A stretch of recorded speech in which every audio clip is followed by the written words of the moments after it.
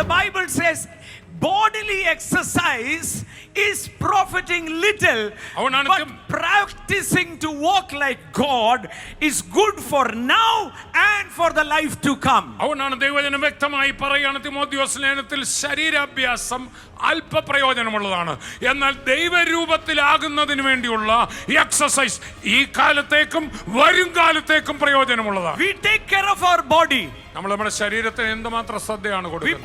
We pull all makeup, we put eat good stuff for the body. നമ്മൾ makeup ഇടുന്നു, ശരീരത്തെ വസ്ത്രം ധരിക്കുന്നു.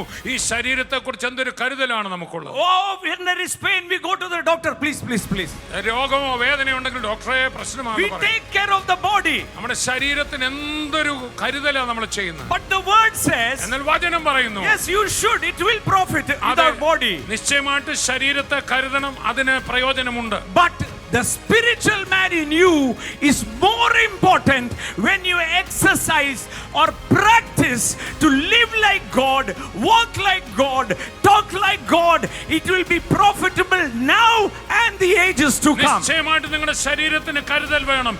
എന്നാൽ എന്നേക്കും നിലനിൽക്കുന്ന ഒരു വ്യക്തി, നിന്റെ അകത്തെ മനുഷ്യൻ, വീണ്ടും ജനിച്ച മനുഷ്യനകത്തുണ്ട്. ആ വ്യക്തിക്ക് വേണ്ടി എക്സസൈസ്, ദൈവം ഈ ഭൂമിയിൽ നടക്കുന്നത് പോലെ ഗോഡ് ലൈക്നെസ്സിൽ നടക്കാൻ നീ അകത്തെ മനുഷ്യനെ പ്രാക്ടീസ് ചെയ്താൽ അത് ഈ ലോകത്തിലും വരാനുള്ളതിലും നിനക്ക് പ്രയോജനകരമായി. If you believe it, shout an amen. വിശ്വസിക്കുന്നവർ ആമേൻ പറഞ്ഞാട്ടെ.